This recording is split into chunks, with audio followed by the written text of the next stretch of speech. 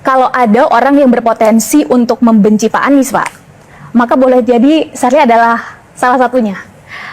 Karena Pak Anies ini pernah jadi rektor di Universitas Paramadina yang saat itu Sarli ingat sekali meminta rekomendasi Bapak untuk melanjutkan pendidikan.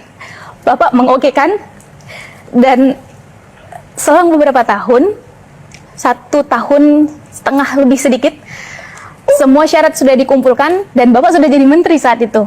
Ketika semua syarat sudah cukup, saya minta ke Bapak dan Bapak menolak itu, Pak. Alasannya adalah khawatir itu akan jadi tindakan yang tidak integritas terhadap posisi Bapak. Awalnya saya sangat kecewa. Itu kan ucapan Pak Anies sendiri, Pak.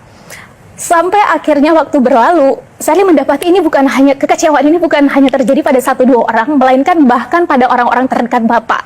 Karena Bapak sulit sekali diajak cawe-cawe, Bapak sulit sekali diajak bagi-bagi kekuasaan. Dan akhirnya saya sampai pada titik, ternyata politik itu bisa bermoral ya. Dan pertanyaan saya adalah, ketika justru orang terdekat kita itu punya potensi untuk menjadi pembenci kita, bagaimana sosok Pak Anies Baswedan ini memaintain kesalahpahaman, kebencian, atau hal-hal yang berpotensi justru untuk menusuk Bapak dari belakang. Karena boleh jadi ke depan setelah proses ini akan ada amanah baru, akan ada tanggung jawab baru, atau kegiatan-kegiatan sosial baru yang justru jauh lebih besar untuk Bapak. Bagaimana Bapak memaintain itu? Tepuk tangan dulu buat Yardi. Ya, makasih.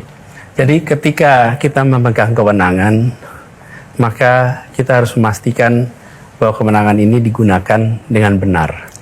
Ketika saya menuliskan sebuah statement rekomendasi, saya belum punya jabatan, itu adalah saya sebagai pribadi. Ketika saya memegang jabatan, maka yang menulis itu adalah jabatannya. Dan itulah yang kemudian saya jaga, supaya proses integritas itu muncul.